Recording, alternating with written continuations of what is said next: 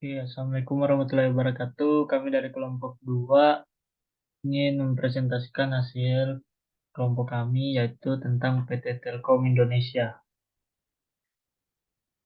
Jadi tentang Telkom Group.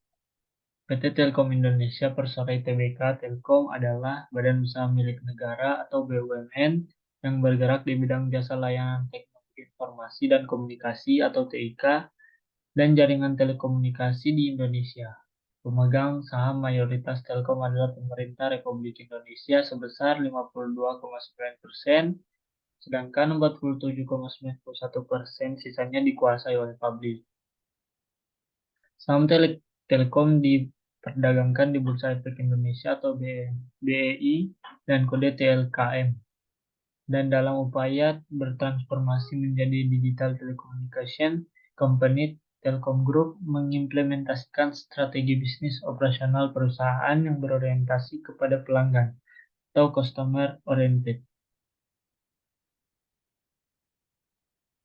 Selanjutnya akan dijelaskan oleh teman saya.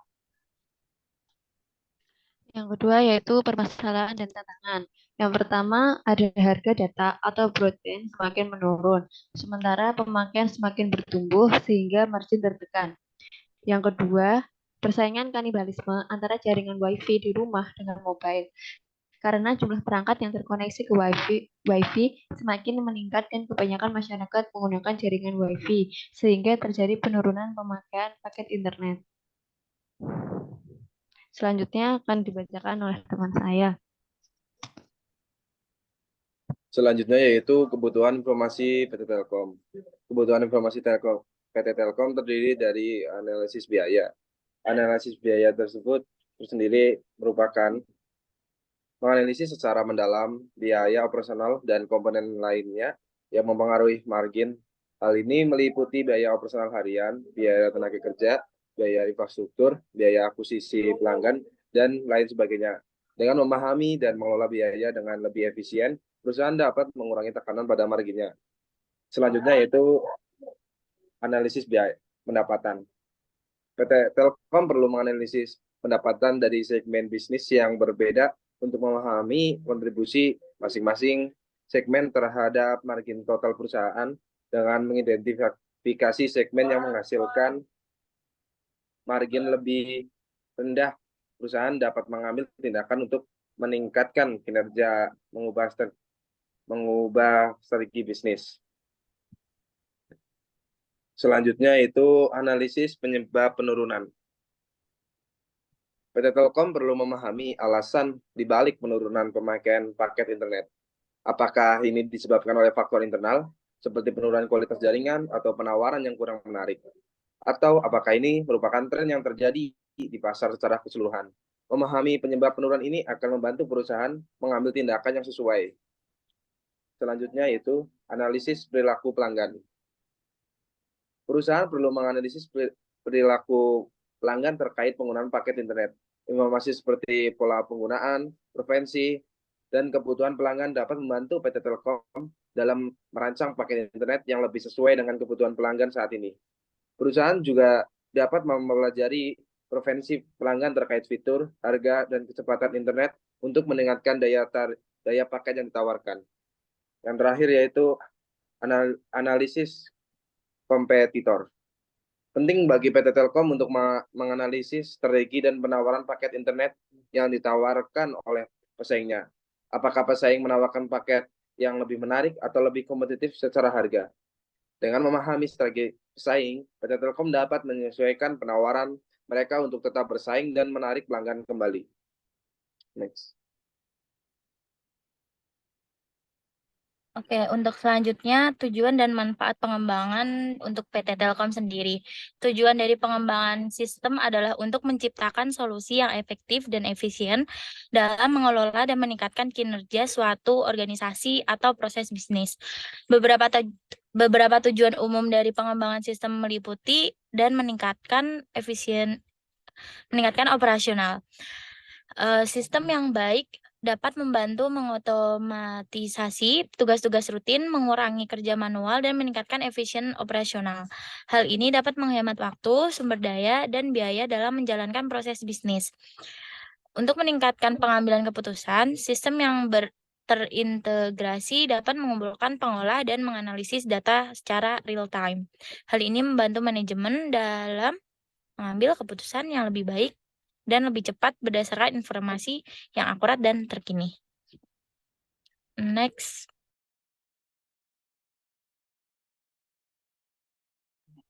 Oke, selanjutnya fungsi dan kemampuan utama yang diberikan oleh Telkom Group pada sistem pengelolaan umpan balik karyawan. Ini saya sendiri yang mengembangkan. Jadi, yang pertama itu menerima saran, kritik, dan pengaduan dari karyawan terkait masalah ketenaga kerjaan.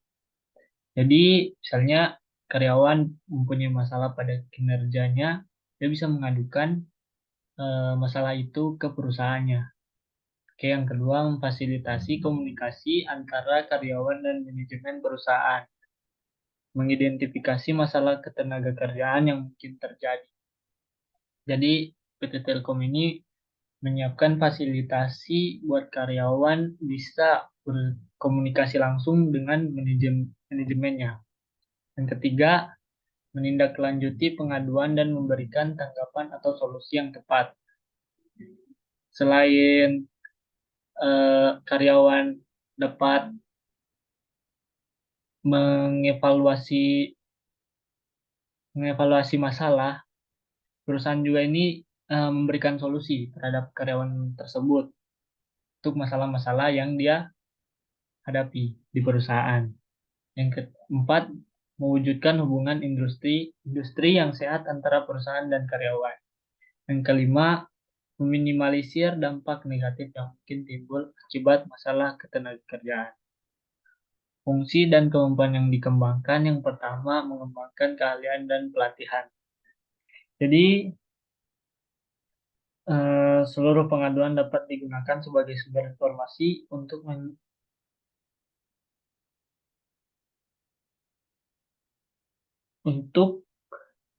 mengidentifikasi area-area mana karyawan membutuhkan pengembangan tersebut.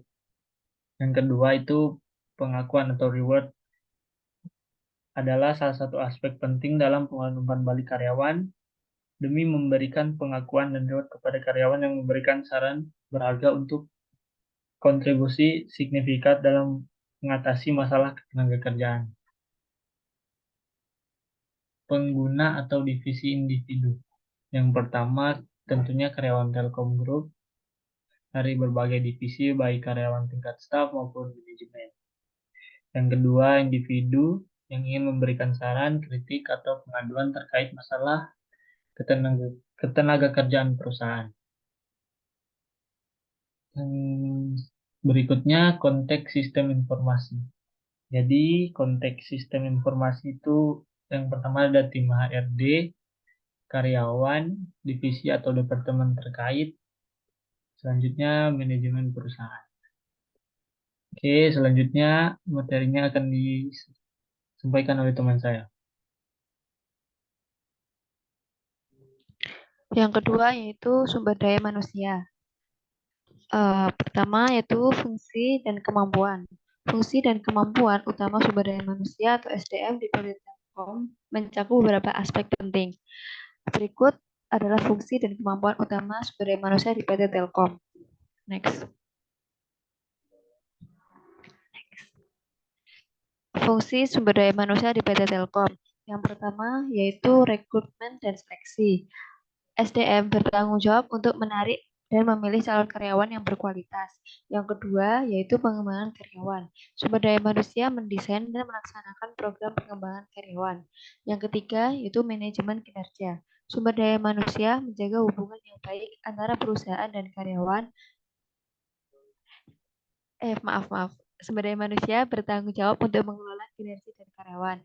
Yang keempat yaitu hubungan industrial, yaitu sumber daya manusia menjaga hubungan yang baik antara perusahaan dan karyawan serta mengelola hubungan dengan serikat pekerja. Next.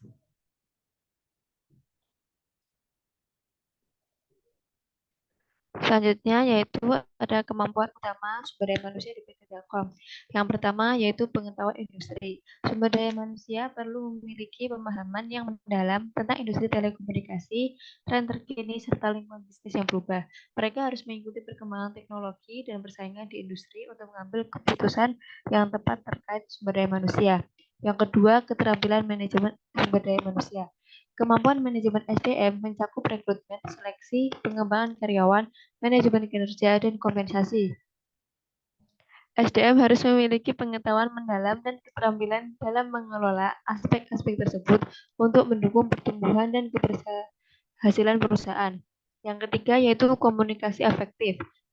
SDM perlu memiliki keterampilan komunikasi yang baik dalam berinteraksi dengan karyawan, manajemen, dan pihak eksternal. Kemampuan untuk mendengarkan dengan baik dan memberikan umpan balik. Next. Yang selanjutnya yaitu pengguna atau user system SDM. Pengguna atau user system dari fungsi SDM adalah para karyawan atau staf di PT Telkom. Mereka adalah individu yang terlibat dalam berbagai aspek manajemen, seperti perekrutan, pengembangan, manajemen kinerja, kompensasi, dan manfaat. Pengguna sistem SDM yaitu yang pertama yaitu karyawan. Para karyawan PT Telkom merupakan pengguna utama sistem SDM. Mereka berinteraksi dengan sistem untuk mengakses informasi tentang gaji, tunjangan, jadwal kerja, cuti, pengembangan karyawan, dan pelatihan yang tersedia. Yang kedua yaitu manajer dan supervisor. Manajer dan supervisor juga merupakan pengguna sistem SDM. Mereka menggunakan sistem untuk melihat dan mengelola data karyawan di bawah pengawasan mereka, melakukan penilaian kinerja, memberikan umpan balik, dan merencanakan pengembangan karir. Yang ketiga yaitu tim SDM. Tim SDM atau Departemen SDM di PT Telkom menggunakan sistem SDM sebagai alat untuk mengelola proses dan kegiatan terkait. Karyawan. Mereka menggunakan sistem untuk mengelola data karyawan, melakukan rekrutmen dan seleksi, merancang dan mengelola program pengembangan karyawan, serta mengelola kompensasi dan manfaat. Yang keempat yaitu pihak eksternal yang terkait. Dalam beberapa situasi pihak eksternal seperti konsultan SDM, auditor, atau perwakilan sekitar bekerja dapat menjadi pengguna sistem SDM.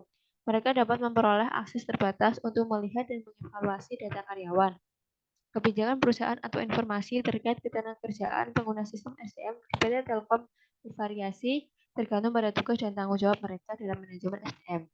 Next.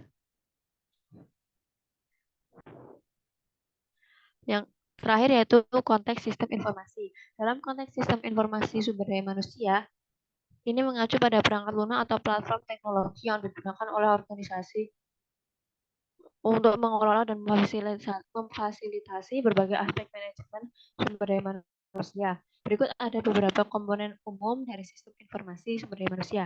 Yang pertama yaitu rekrutmen dan seleksi. Modul ini memfasilitasi proses rekrutmen dan seleksi karyawan, termasuk posting lowongan pekerjaan, pelacakan pelamar, manajemen proses seleksi, dan pengiriman tawaran kerja. Yang kedua ada pengembangan karyawan. Modul ini digunakan untuk mengelola program pelatihan dan pengembangan karyawan. Yang ketiga yaitu manajemen kinerja. Modul ini membantu dalam penilaian kinerja karyawan, pengaturan tujuan, umpan balik, dan perencanaan pengembangan kinerja. Yang terakhir yaitu kompensasi dan manfaat. Modul ini melibatkan pengelolaan gaji, tunjangan insentif, dan manfaat lainnya. Next. Selanjutnya akan dibacakan oleh teman saya.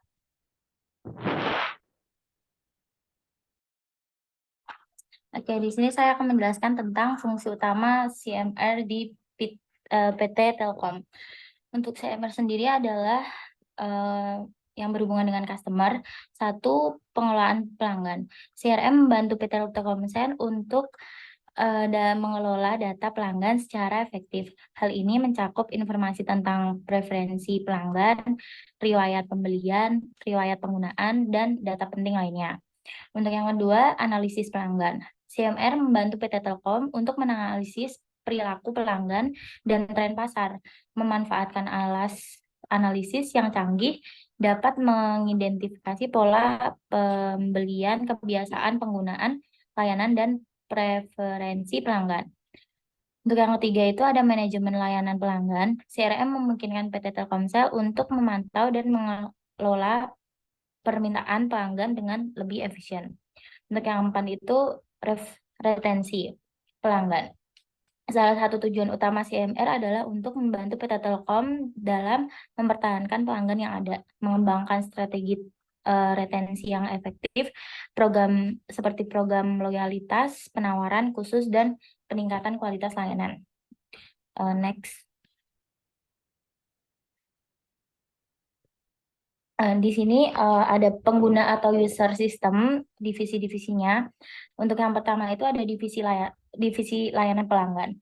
Divisi layanan pelanggan, mereka menggunakan CMR untuk mengelola interaksi dengan pelanggan, mengelola keluhan, mengelola status pelanggan, dan memberikan dukungan pelanggan secara efektif.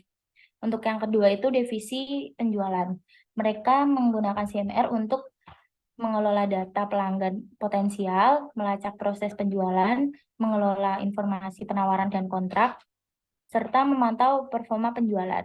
Untuk yang ketiga itu divisi pemasaran. Mereka menggunakan CMR untuk menganalisis data pelanggan, mengidentifikasi preferensi dan perilaku pelanggan, meluncurkan kampanye pemasaran yang ditargetkan, serta mengelola program loyalitas dan promosi khusus. Untuk yang keempat sendiri itu ada divisi analitik bisnis.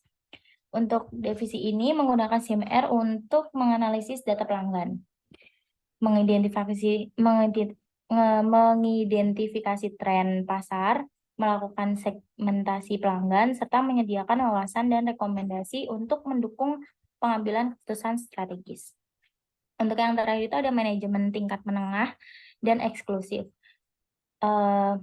Divisi ini menggunakan CMR untuk mendapatkan laporan dan informasi yang berkaitan dengan kinerja pelanggan, retensi pelanggan, analisis pasar, dan keberhasilan implementasi strategi bisnis. Next. Nah, untuk yang terakhir ini ada konteks sistem informasi. Satu, pertama itu ada data pelanggan. Data ini tuh sangat penting untuk memahami pelanggan secara lebih baik dan memberikan layanan yang lebih personal. Untuk yang kedua itu ada interaksi pelanggan.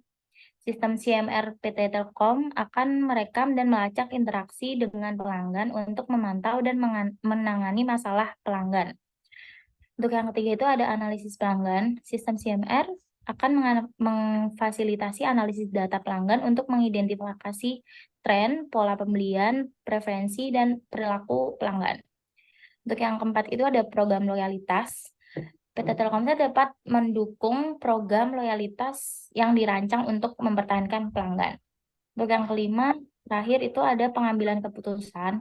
Sistem CMR sendiri menyediakan laporan dan wawasan yang mendukung untuk mengambil keputusan strategis terkait pelanggan yang terjadi problem atau masalah. Oke, mungkin sekian.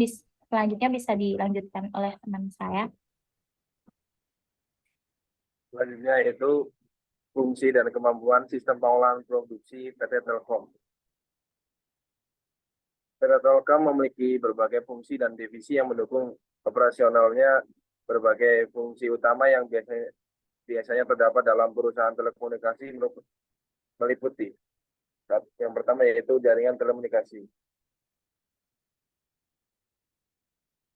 Jaringan telekomunikasi PT Telkom memiliki jaringan telekomunikasi yang meliputi jaringan telepon tetap, jaringan seluler, jaringan data, dan jaringan internet.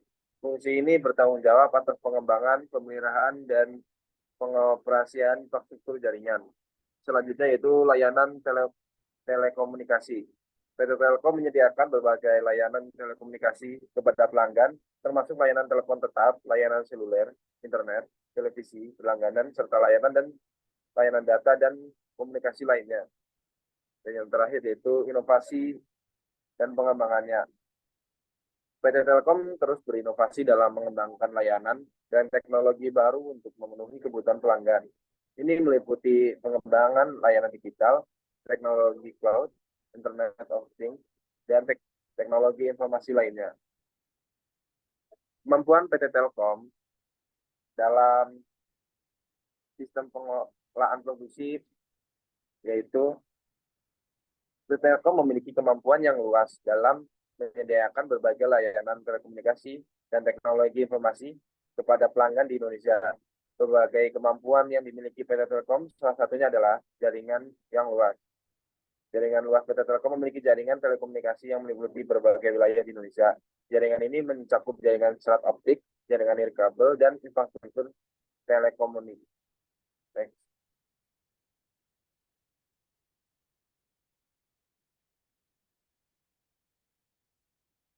Pengguna atau user system. Sistem pengolahan produksi PT Telkom melibatkan berbagai pengguna, divisi, dan individu di dalam perusahaan. Berikut ini adalah contoh peran-peran yang mungkin terlibat dalam sistem pengolahan produksi PT Telkom. Yang pertama yaitu ada manajer produksi. Manajer produksi bertanggung jawab atas perencanaan, pengorganisasian, dan pengawasan aktivitas produksi di PT Telkom. Mereka memimpin divisi produksi, mengembangkan strategi produk, mengelola sumber daya manusia, dan memastikan pencapaian target produksi. Selanjutnya yaitu tim perencanaan produksi. Tim ini bertanggung jawab untuk merencanakan kebutuhan produksi berdasarkan permintaan pelanggan dan strategi perusahaan. Mereka menganalisis data pasar, melakukan peramalan permintaan, mengidentifikasi kebutuhan bahan baku, dan mengembangkan jadwal produksi.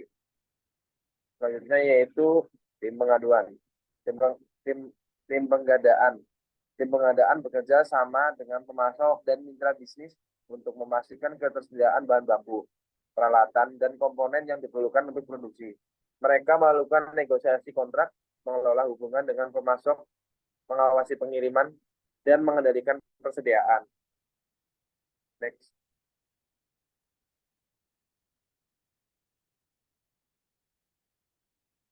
Selanjutnya itu konteks sistem informasi. Dalam konteks sistem informasi, PT Telkom menggunakan sistem pengelolaan produksi yang terintegritas dengan sistem informasi perusahaan secara keseluruhan. Sistem informasi di PT Telkom mencakup penggunaan teknologi dan aplikasi yang memfasilitas pengumpulan, pengelolaan, penyimpanan, dan distribusi informasi terkait produksi. Berikut adalah beberapa aspek yang terkait dengan sistem pengelolaan produksi dalam konteks sistem informasi PT Telkom. Yang pertama yaitu sistem manajemen produksi. Sistem manajemen produksi PT Telkom menggunakan sistem informasi yang mengintegrasikan berbagai aspek manajemen produksi seperti perencanaan produksi, pengendalian persediaan, jadwal produksi, dan pemantauan kinerja produksi. Sistem ini dapat memberikan informasi real-time tentang status produksi, pemenuhan permintaan pelanggan, dan ketersediaan sumber daya. Selanjutnya yaitu sistem manajemen rantai pasok. Sistem manajemen rantai pasok PT Telkom dapat menggunakan sistem informasi untuk mengelola rantai pasokannya. Ini termasuk pemantauan persediaan bahan baku, koordinasi dengan pemasok, pengelolaan kontrak, dan pemantauan pengiriman. Sistem informasi ini memungkinkan PT Telkom untuk memperoleh visibilitas yang lebih baik terhadap seluruh rantai pasok, meningkatkan efisiensi, dan mengurangi risiko kekurangan pasokan. Yang terakhir yaitu sistem sistem monitoring dan pemeliharaan jaringan. Dalam hal jaringan telekomunikasi, PT Telkom dapat menggunakan sistem informasi dan monitor dan memelihara infrastruktur jaringan mereka. Ini melibatkan pemantauan kinerja jaringan secara real-time, pelaporan kegagalan atau masalah teknis, manajemen perbaikan, dan perencanaan pemeliharaan yang terjadwal. Oke, selanjutnya akan dilanjutkan oleh teman saya.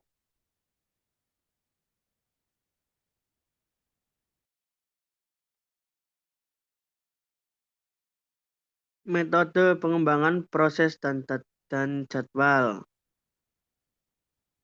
Metode pengembangan terdiri dari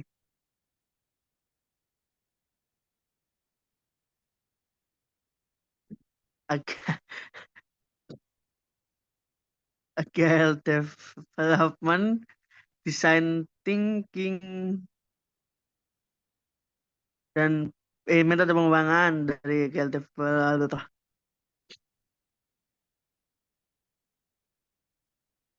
Dari agile development, design thinking, lalu ada proses pengembangan terdiri dari penelitian dan analisis, pengembangan dan pengujian, perencanaan proyek, evaluasi, dan peningkatan. Jadwal proyek R&D PT Telkom Indonesia akan sangat bergantung pada kompleksitas dan lingkup proyek yang dilakukan. Jadwal dapat disusun dengan menggunakan pendekatan seperti Gantt chart atau menggunakan metode Agile dengan sprint dan jadwal iteratif.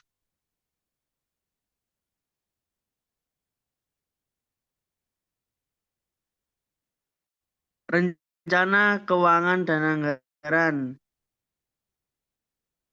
Dari pendapatan, bisa dari pendapatan, biaya operasional, investasi infrastruktur, pemasaran dan promosi, pengembangan produk, pengelolaan risiko, dan monitor dan evaluasi.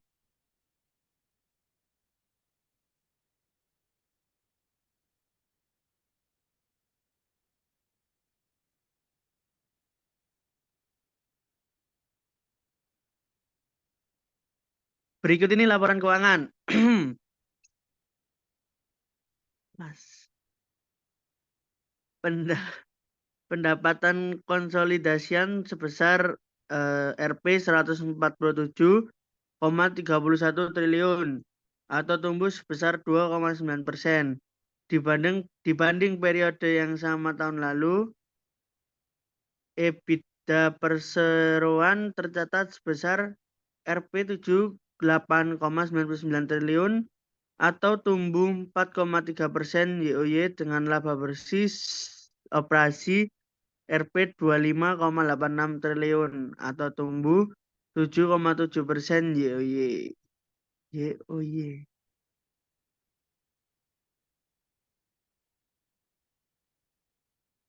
Baik, sekian dari presentasi kami. Lebih dan kurangnya kami mohon maaf. Wabillahi taufiq wal hidayah. Wassalamualaikum warahmatullahi wabarakatuh. Waalaikumsalam.